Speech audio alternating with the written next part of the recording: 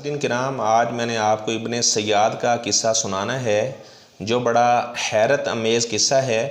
اس سے بھی بڑی حیرت یہ ہے کہ اکثر لوگ ابن سیاد کا قصہ نہیں جانتے۔ کل میرا ایک دوست مجھ سے ملنے کے لیے آیا تو وہ مجھ سے دجال کے بارے میں پوچھنے لگا کہ اس کی حلیہ کیسا ہوگا، اس کی شکل و شباہت کیسے ہوگی۔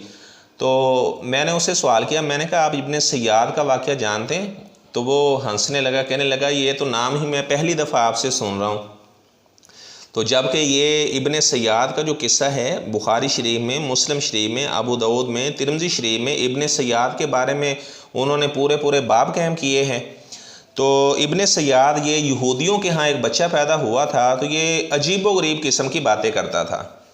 تو بخاری شریف میں یہ روایت ہے 1354۔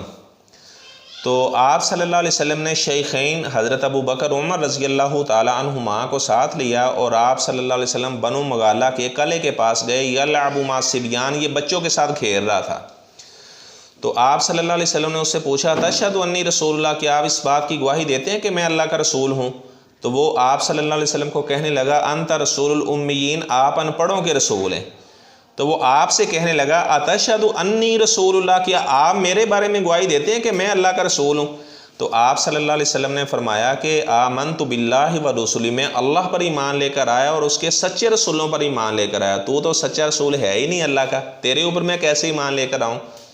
اب محدثین نے لکھا جب اس نے آپ صلی اللہ علیہ وسلم کے پاس یہ رسالت کا دعویٰ کیا تو آپ نے اسے قتل کیوں نہیں کروایا؟ اس لیے کیونکہ وہ نابالغ تھا، اور 3 لوگوں سے اللہ تعالیٰ نے قلم کو اٹھا لیا ہے۔ مجنوں سے، اس طرح جو آدمی سویا ہوا ہے، اس طرح جو بچہ ہے، ان سے قلم کو اٹھایا گیا، یہ مرفوع قلم ہے۔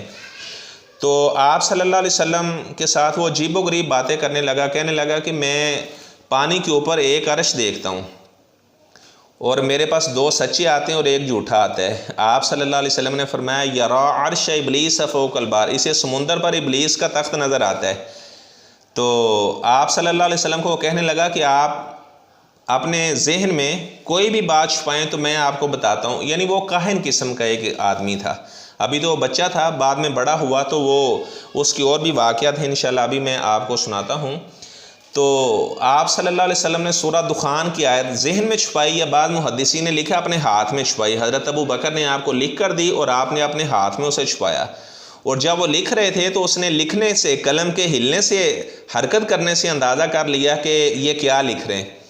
آپ صلی اللہ علیہ وسلم نے فرمایا کہ بتاؤ کیا میں نے چھپایا؟ وہ کہنے لگا ہوا دخ، آپ نے دھواں چھپایا ہے۔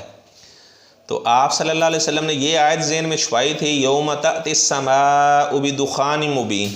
تو آپ صلی اللہ علیہ وسلم ہنسنے لگے، آپ نے فرمایا اکسا لن تعدو قدرک، آپ نے فرمایا کہ یہ تیرا ایک اندازہ یہ ہے، تو اپنے اندازے سے آگے نہیں جا سکتا۔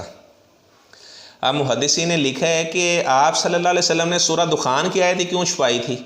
اس وجہ سے کہ حضرت عیسیٰ بن مریم علیہ السلام نے دجال کو باب لد کے پاس ایک پہاڑ ہے جس کا نام ہے جبل دخان، جبل دخان کے پاس حضرت عیسیٰ علیہ السلام نے دجال کو قتل کرنا ہے، کیونکہ اس بچے کے بارے میں یہ بھی تھا کہ یہ دجال ہے۔ تو اسی وجہ سے آپ صلی اللہ علیہ وسلم نے یہ دخان والی آیت اپنے ذہن میں یا اپنے ہاتھ میں چھپائی تھی۔ تو حضرت عمر رضی اللہ تعالیٰ عنہ فرمانے لگے، اللہ کے رسول صلی اللہ علیہ وسلم مجھے اجازت دے میں اسے قتل کر دوں، یہ تو مجھے دجال لگتا ہے۔ تو آپ صلی اللہ علیہ وسلم نے فرمایا کہ اگر تو یہ دجال ہوا فلن تسلط علیہ، تو پھر آپ اس کے اوپر مسلط کیے نہیں جا سکتے، کیونکہ اس کو تو حضرت عیسیٰ بن مریم علیہ السلام نے قتل کرنا ہے، اور اگر یہ دجال نہ ہوا فلا خیر لک فی قتلی، تو اس کے قتل کرنے میں خیر نہیں ہے۔ ایسے یہودی کہیں گے کہ ہمارے بچے کو انہوں نے قتل کر دیا ہے۔ تو اس طرح ابن سیاد کی اور بھی عجیب و غریب واقعات آتے ہیں۔ وہ جب لیٹ جاتا تو عجیب و غریب وہ گنگناہٹ سی کرتا رہتا۔ ایک دفعہ وہ اسی طرح کر رہا تھا، آپ صلی اللہ علیہ وسلم نے حضرت ابی بن کعب رضی اللہ تعالیٰ عنہ کو ساتھ لیا، یہ بھی بخاری شریف میں موجود ہے، اور آپ صلی اللہ علیہ وسلم آہستہ آہستہ چل کر جا رہے تھے تاکہ سنیں کہ وہ کیا گنگناہٹ کر رہے۔ تو اس کی ماں کہنے لگی، اے صاف، او صاف، آپ صلی اللہ علیہ وسلم آ رہے ہیں۔ تو وہ اٹھ کر بیٹھ گیا۔ آپ نے فرمایا لو تارکتہ بینا، اگر اس کی ماں چھوڑ دیتی نا، یہ نہ اسے کہتی، تو اس کا سارا معاملہ واضح ہو جانا تھا۔ تو اس طرح ابو سعید خدری رضی اللہ تعالیٰ عنہ کے ساتھ بھی اس نے بڑی عجیب و غریب قسم کی باتیں کی۔ تو ابو سعید خدری رضی اللہ تعالیٰ عنہ فرماتے ہیں، ہم حج کرنے کے لیے یا عمرہ کرنے کے لیے جا رہے تھے، پورا ایک وفد تھا، کہتے ہیں باقی لوگ آگے نکل گئے، میں اور ابن سیاد دونوں رہ گئے۔ تو فرماتے ہیں فاستوحشت منہ، تو مجھے اس سے وحشت محسوس ہونے لگی۔ کہتے آگے گئے تو ایک آدمی بکریاں چرا رہا تھا، اس نے ایک بکری لی، اس کا دودھ نکالا اور مجھے کہنے لگے ابو سعید خدری پی لو۔ تو کہتے ہیں میں نے اس سے کہا کہ دودھ بھی گرم ہے اور گرمی کا موسم ہے تو لہٰذا میرا دل نہیں کر رہا۔ کہتے ہیں لیکن میں اس کے ہاتھ سے پینا نہیں چاہتا تھا، اصل بات یہ تھی۔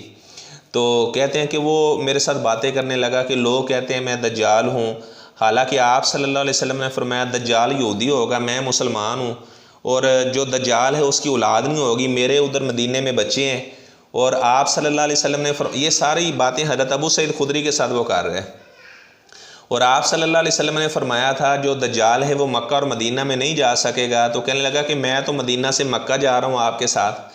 تو ابو سعید خدری رضی اللہ تعالیٰ عنہ کہتے ہیں مجھے بڑا ترس آیا اور میرے ذہن میں آیا کہ میں اس کا طرفدار بن جوں اور میں صحابہ سے کہوں کہ آئندہ سے کسی نے اس کو دجال نہیں کہنا۔ کہتے ہیں کہ جب ہم مکہ میں داخل ہونے لگے نا، اس نے پھر ایک عجیب حرکت کی، کہنے لگا کہ میں دجال کی جائے ولادت کو جانتا ہوں اور دجال اس وقت کہاں ہے میں یہ بھی جانتا ہوں۔ تو ابو سعید خدری رضی اللہ تعالیٰ فرماتے ہیں میں نے کہا تباً لکا سائر الیوم، تیری ہلاکت ہو، اب تو مجھے بھی ایسے لگنے لگے کہ تو ہی دجال ہے، تجھے دجال کا اتنا قرب کیسے مل گیا۔ تو حضرت عمر رضی اللہ تعالیٰ عنہ اور حضرت جابر بن عبداللہ رضی اللہ تعالیٰ عنہ وہ قسم کھا کے کہتے تھے اللہ کی قسم یہی دجال ہے۔ تو آپ صلی اللہ علیہ وسلم نے اسے قتل نہیں کرنے دیا، آپ نے فرمایا کہ نہیں عمر اسے آپ نے قتل نہیں کرنا۔ حضرت عمر نے قسم کھائی اللہ کی قسم یہی دجال ہے، اور ابن عمر رضی اللہ تعالیٰ عنہ کے ساتھ اس کا بڑا عجیب و غریب واقعہ پیش آیا۔ عبداللہ یہ مسلم شریف میں موجود ہے، عبداللہ بن عمر رضی اللہ تعالیٰ عنہ فرماتے ہیں میں جا رہا تھا تو کہتے ہیں کہ میں 2 دفعہ ملا ہوں ابن سیاد کو۔ کہتے ہیں ایک دفعہ ملا، اس وقت وہ صحیح تھا بالکل۔ تو کہتے ہیں دوسری دفعہ جب ملاقات ہوئی تو اس کی آنکھ جو نا وہ بہت پھولی ہوئی تھی، جس طرح انگور کا دانہ ہوتا ہے۔ کہتے ہیں کہ جب پہلی ملاقات ہوئی اس وقت تو میں نے اس کا چہرہ صحیح دیکھا تھا، جب میں نے اس کی آنکھ دیکھی تو فوراً دجال کا بھی میرے ذہن میں آیا کہ آپ صلی اللہ علیہ وسلم نے فرمایا کہ اس کی جو دائیں آنکھ ہے نا وہ اس طرح ہوگی جس طرح انگور کا ابھرا ہوا دانہ ہوتا ہے۔ کہتے ہیں میں نے اسے کہا کہ آپ کی آنکھ کو کیا مسئلہ بنا ہے، پہلے تو جب آپ کے ساتھ میری ملاقات ہوئی تھی یہ آپ کی آنکھ اس طرح نہیں تھی۔ وہ کہنے لگا مجھے نہیں پتہ میری آنکھ کو کیا ہوا ہے۔ تو کہتے ہیں میں نے اسے کہا کہ آپ کے سر پہ یہ آنکھ لگی ہوئی اور آپ کو پتہ ہی نہیں ہے۔ کہتے ہیں اس نے اس طرح آواز نکالی جس طرح گدھا آواز نکالتا، اور وہ اس نے حتیٰ مالا سکہ پوری گلی اس نے بھر دی، اتنا وہ پھول گیا کہ گلی ساری بھر گئی۔ کہتے کہ میرے تو حواس ہی باختہ ہو گئے جب میں نے یہ منظر دیکھا۔ کہتے میرے ہاتھ میں ایک چھڑی تھی، لاٹھی کے ساتھ میں نے اسے کچھ لاٹھیاں بھی لگائی اور میں بھاگا حضرت حفصہ رضی اللہ تعالیٰ عنہا جو میری بہن تھی ام المومنین ان کے پاس آیا اور میں نے یہ واقعہ ان کو سنایا۔ تو وہ کہنے لگی کیا آپ نے سنا نہیں آپ صلی اللہ علیہ وسلم نے فرمایا کہ دجال بھی یہ غصے والی کیفیت سے خروج کرے گا، آپ نے کیوں اس کے بارے میں کہا تھا وہ دجال ہے، یا کیوں آپ نے اس کی آنکھ کے بارے میں سوال کیا تھا؟ تو یہ حرہ والے دن غائب ہو گیا تھا، یعنی اس کا پتہ ہی نہیں چلا۔ صحابی کہتے ہیں فقدنا ابن سیاد کو ہم نے حرہ والے دن گم پایا، اس کے بعد پتہ ہی نہیں چل سکا یہ کہاں چلا گیا ہے۔ تو محدثین نے لکھا ہے کہ یہ دجالوں میں سے ایک دجال تھا، دجال اکبر نہیں تھا، تو یعنی کاہن قسم کا ایک انسان تھا یہ، اور جو دجال اکبر ہے اس کو تو ایک جزیرے میں باندھا ہوا ہے۔ اور اب آپ صلی اللہ علیہ وسلم کے صحابی تمیم داری رضی اللہ تعالیٰ عنہ انہوں نے اس دجال اکبر کو دیکھا ہے، اس کے ساتھ باتیں بھی ان کی ہوئی، اور اس دجال نے خود کہا، اس سے وہ بیسان علاقے کی کھجوروں کے بارے میں اس نے سوال کیا، دجال نے تمیم داری رضی اللہ تعالیٰ عنہ سے اس طرح زغر علاقے کے چشمے کے بارے میں سوال کیا، اور اس نے کہا کہ میں جب خروج کروں گا تو میں مکہ اور مدینہ کے علاوہ پوری زمین کا میں چکر لگاؤں گا۔ یہ تمیم داری رضی اللہ تعالیٰ عنہ کے ساتھ دجال اکبر کی باتیں ہوئی۔